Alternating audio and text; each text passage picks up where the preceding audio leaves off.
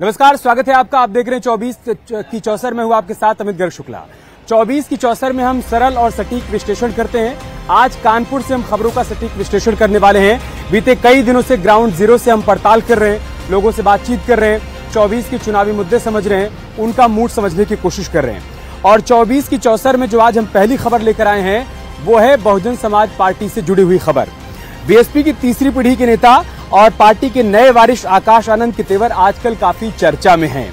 चर्चा में क्यों है ये हम आपको समझाते हैं। इन्हें सिर्फ तेवर ही नहीं बल्कि भाषाई गरिमा का हनन कहना भी सही होगा, क्योंकि आकाश आनंद के उग्र बयान राजनीतिक पंडितों की समझ से परे हैं। लोग पूछ रहे हैं कि क्या जूता चप्पल वाली सियासत एक बार फिर से लौट आई है क्या। मतलब आकाश आनंद के तेवर इस कदर भारी होते जा रहे हैं, इस कदर तल्ख होते जा रहे हैं कि राजनीतिक पंडित अब ये सवाल पूछने लगे हैं कि क्या एक बार फिर से पुरानी सियासत का दौर लट रहा है, क्या एक बार फिर से जूता चप्पल वाली सियासत शुरू होने जा रही है। रिपोर्ट देखते हैं।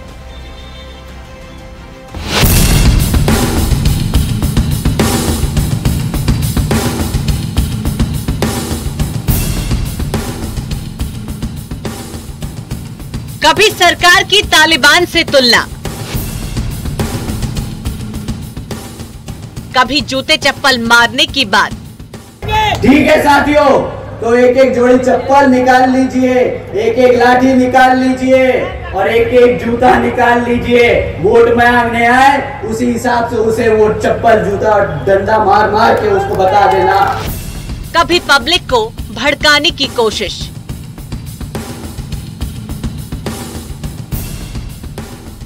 कभी बाबरी पर बयान से बखेड़ा खड़ा किया।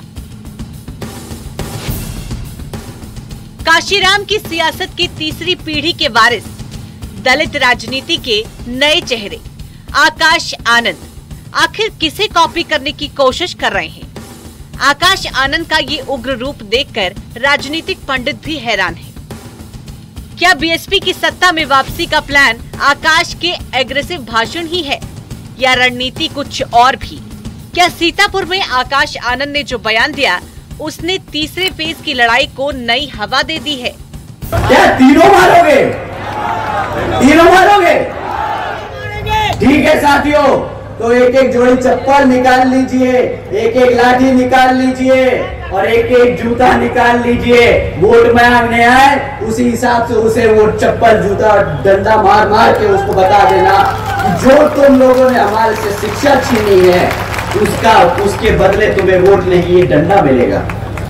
सीतापुर में आकाश आनंद के इस बयान के बाद उन पर सीतापुर बीएसपी जिला अध्यक्ष और लखीमपुर खीरी के बीएसपी प्रत्याशी पर एफआईआर दर्ज हो गई है।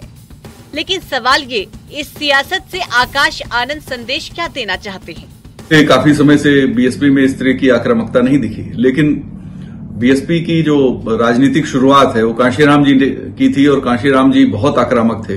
आकाश आनंद उनसे कोसों मीलों पीछे हैं और मायावती जी के जो शुरुआती भाषण है उसमें भी आक्रामकता ही थी और यही बीएसपी की पहचान बनी। दरअसल उस समय जो आक्रामकता थी वो जो बहुजन समाज है या दलित समाज है उनमें स्वाभिमान और जोश पैदा करने के लिए भाषण दिए जाते थे। ये पहली दफा नहीं है जब आकाश आनंद ने इस तरह के उग्र बयान दिए हो। आकाश आनंद आगरा में मुसलमानों पर डोरे डालने के लिए भी बाबरी पर बयान दे चुके हैं कि सरकार ने राम मंदिर बनाया। साथियों, राम मंदिर कोई जस्टिफिकेशन नहीं है हमारी बहन बेटियों को ना सुरक्षा देने। राम मंदिर बनाया, बहुत अच्छी बात है। जब बाबरी मस्जिद बनेगी तो हम तब आपके साथ खड़े होंगे और बोलेंगे आपने हर धर्म और हर समाज को पूरा नेतृत्व देने का काम किया। ये पहली बार है जब बीएसपी का कोई नेता इस तरह की भाषाई उग्रता दिखा रहा है, क्योंकि ना तो बहन जी के जमाने में कभी ऐसे शब्द इस्तेमाल हुए, ना ही काशीराम के दौर में। सवाल उठता है अब ऐसी क्या मजबूरी आन पड़ी। तो उसकी वजह है साल दर साल खिसकता वोट बैंक। इसी वोट बैंक को बचाने के लिए आकाश आनंद दलित मुस्लिम गठजोड़ के सहारे फिर से वापसी का प्लान बना रहे हैं। Bureau report, news 18। और चलिए अब आकाश आनंद के तेवर को डिकोड करते हैं, मतलब उसका विश्लेषण करते हैं, क्योंकि बीते काफी समय से आकाश आनंद के बयान चर्चा में हैं। लेकिन ऐसा नहीं है कि उनका कोई भी बयान बिना किसी मकसद के दिया जाता है। हर बयान के पीछे एक मकसद होता है। बारीकी से देखने पर पता चलता है कि उनका हर बयान या तो दलित वोटर्स को ध्यान में रखकर दिया जाता है या फिर मुस्लिम मतदाताओं को रिझाने के लिए दिया जाता है। अब ऐसा करना उनकी सियासी मजबूरी ही हो सकती है, क्योंकि 15 साल में बीएसपी अपने सबसे कमजोर दौर से गुजर रही है। 2007 में आखिरी बार पार्टी सत्ता में आई थी। जब मायावती पूर्ण बहुमत के साथ सत्ता में आई और मुख्यमंत्री बनी, तब 30.43% वोट परसेंट के साथ बीएसपी के 206 विधायक जीते थे 2007 में। इसके बाद 2012 के विधानसभा चुनाव में पार्टी को सिर्फ 80 सीटें मिली और उसके बाद पार्टी का प्रदर्शन और ज्यादा खराब हुआ। 2012 में सिर्फ 80 सीटें जीती थी, लेकिन 2017 के विधानसभा चुनाव में जब बीजेपी की सरकार बनी, उस दौरान पार्टी के सिर्फ 19 विधायक जीत पाए थे। मतलब ये कि प्रदर्शन लगातार नीचे गिरता चला गया।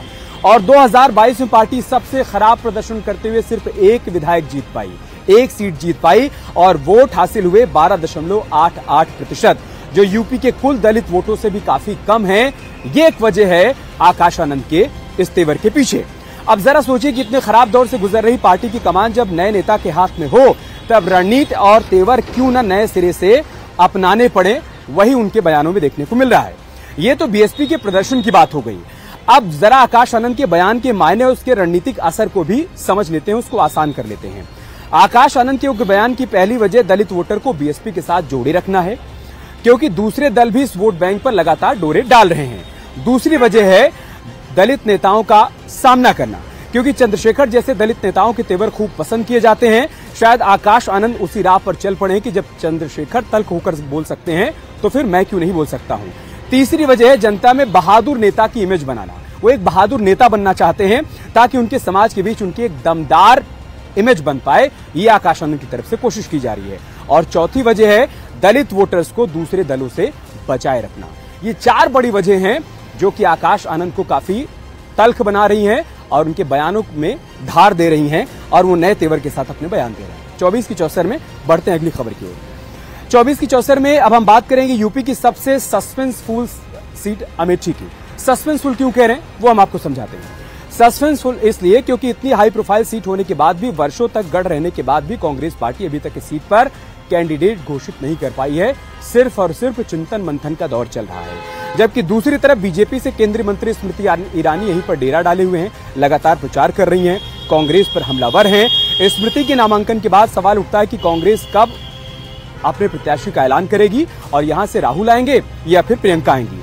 अमेठी में स्मृति ईरानी का मुकाबला किससे होने वाला है, ये सवाल अब भी बरकरार है। इसलिए हम कह रहे हैं कि सबसे सस्पेंसफुल सीट है। रिपोर्ट देखिए।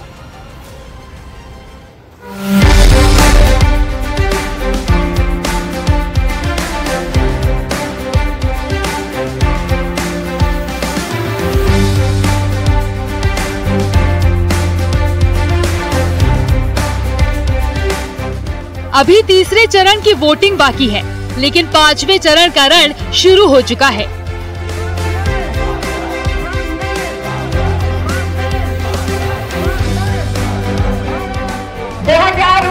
में भारत की राजनीति में इतिहास रचा। अमेठी में केंद्रीय मंत्री स्मृति ईरानी के नामांकन के साथ ही सबसे दिलचस्प दंगल अमेठी में देखने को मिलेगा। इतना तो तय है, लेकिन राहुल गांधी या प्रियंका कौन कांग्रेस से उन्हें टक्कर देगा, इस पर इंडिया ब्लॉक अब तक फैसला नहीं कर पाया। अमेठी संसदीय क्षेत्र से तीसरी बार अपना नामांकन पत्र आज दाखिल कर दिए हैं, लेकिन वहीं गठबंधन में ये सीट कांग्रेस को मिली है, लेकिन कांग्रेस अब तक अपने पार्टी के प्रत्याशी का सिलेक्शन नहीं कर पाई है।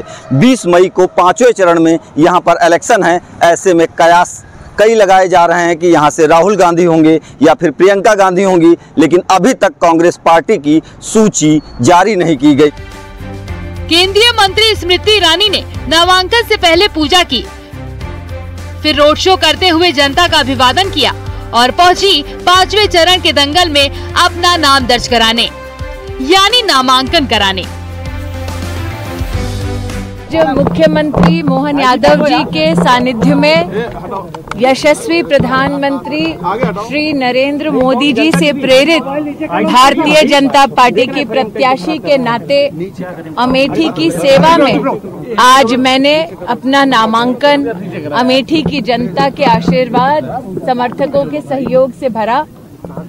ये वो क्षेत्र है जिसमें माननीय प्रधानमंत्री जी ने जय घोष किया था कि हम क्षेत्र में बदलाव की दृष्टि से अपना प्रत्याशी दे रहे हैं। इन 5 वर्षों में जो अमेठी को सेवा का मौका इस लोकसभा क्षेत्र में मिला, हमने 1,14,000 घर प्रधानमंत्री जी के दिशा निर्देश में बनते देखे। यानी बीजेपी का फंडा क्लियर है, लेकिन कांग्रेस से कौन होगा अब तक सस्पेंस बरकरार है। पार्टी सूत्रों के मुताबिक 1 या 2 मई को प्रियंका गांधी नामांकन कर सकती हैं। वहीं 3 मई को कांग्रेस के पूर्व अध्यक्ष राहुल गांधी भी नामांकन दाखिल कर सकते हैं। किस सीट पर कौन नामांकन करेगा, इस पर अभी सभी ने चुप्पी साध रखी है।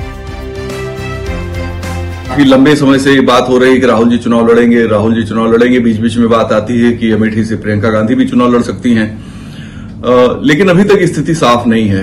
कांग्रेस जिस तरीके से डिले कर रही है, उससे जो पार्टी के लोग हैं उनका कॉन्फिडेंस थोड़ा हिल रहा है। उन्हें लग रहा है कि लड़ेंगे तो राहुल गांधी, लेकिन इतनी डिले क्यों कर रहे हैं। तो कई बातें हैं। एक तो कही जा रही है कि स्ट्रेटजी है, लेकिन अगर राहुल जी नहीं लड़ते हैं तो आखिर कौन लड़ेगा? फिर जो लड़ेगा वो कैसे तैयारी करेगा?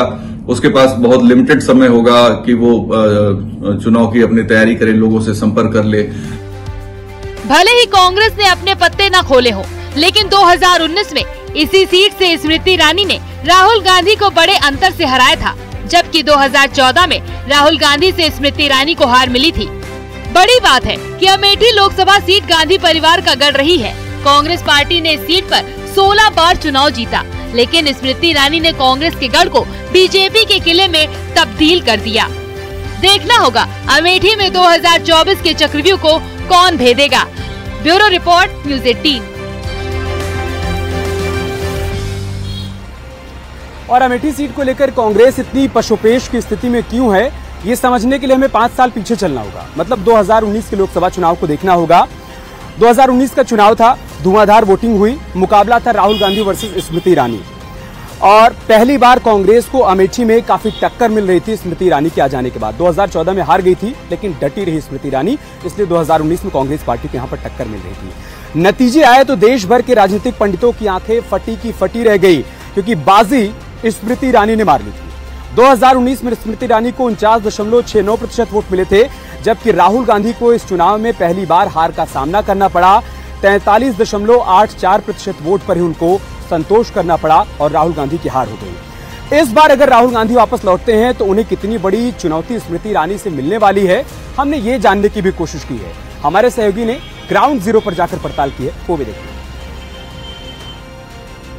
रायबरेली अमेठी को कांग्रेस का गढ़ कहा जाता है, लेकिन इसके बावजूद तो बीते चुनाव में राहुल गांधी को मिली हार के बाद एक लंबे वक्त तक राहुल की अमेठी में गैर मौजूदगी इस बार अगर राहुल गांधी दोबारा अमेठी आते हैं तो उनके लिए एक बड़ी चुनौती बन सकती है, क्योंकि इस दौरान राहुल गांधी को न सिर्फ एक बार फिर से अपने संगठन को समय रहते खड़ा करना होगा, बल्कि अमेठी के हर गांव हर क्षेत्र में जाकर जनसंपर्क भी करना होगा। बेहद कम समय में राहुल गांधी के लिए ये आसान नहीं होगा, और यही कारण है कि कांग्रेस लगातार इस बात पर विचार कर रही है कि राहुल अमेठी से चुनाव लड़ें या फिर न लड़ें। कैमरामैन उपेंद्र यादव के साथ राजीव प्रताप सिंह, न्यूज़ 18 लखनऊ।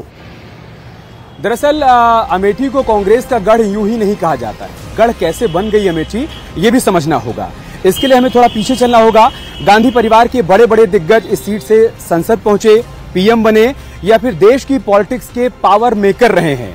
1980 में सबसे पहले संजय गांधी यहां से चुनावी मैदान में उतरे, जीते। ये गांधी परिवार का पहला चेहरा अमेठी से थे। इसके बाद 1984 से लेकर 1991 तक राजीव गांधी अमेठी से सांसद रहे, यानी गांधी परिवार के पास ये सीट बरकरार रही। इसके बाद राजीव गांधी के बाद 1999 में सोनिया गांधी सीट से सांसद बनी।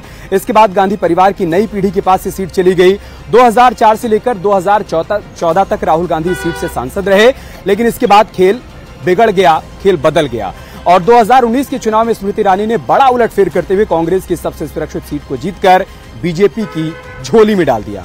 2024 में एक बार फिर से कांग्रेस अपनी पारंपरिक सीट को वापस लाने की पूरी कोशिश कर रही है, जबकि स्मृति ईरानी जिस तरीके से अमेठी के गांव-गांव से खुद को जोड़ रही हैं, उससे बीजेपी ग्राउंड पर बेहद मजबूत दिखाई दे पड़ रही है। ये फिलहाल इस वक्त अमेठी की सियासत की रणनीति देखने को मिल रही है, उसके समीकरण देखने को मिल रहे हैं कि वहां पर स्मृति पैर जमाए हुए हैं, और अभी कांग्रेस ये नहीं साफ कर पा रही कि कांग्रेस पार्टी की तरफ से अमेठी सीट पर कौन जाने वाला है।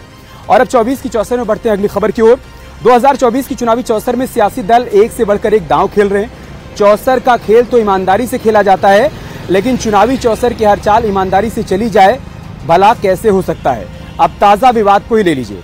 किसी ने आरक्षण की झूठी आग भड़काने की कोशिश की। केंद्रीय गृह मंत्री अमित शाह के खिलाफ एक फर्जी वीडियो के जरिए आग भड़काई गई और एक साजिश का पर्दाफाश हुआ है। एडिटेड वीडियो के जरिए आरक्षण खत्म होने की झूठ कहानी फैलाई गई, झूठी अफवाह फैलाई गई। मामला चुनाव के बीच आरक्षण के मुद्दे से जुड़ा हुआ है, इसलिए इस मामले में तुरंत FIR दर्ज कर वीडियो को वायरल करने की तलाश शुरू कर दी गई कि कहां से इस साजिश की शुरुआत हुई है। एक रिपोर्ट के जरिए आपको पूरी कहानी समझाते हैं।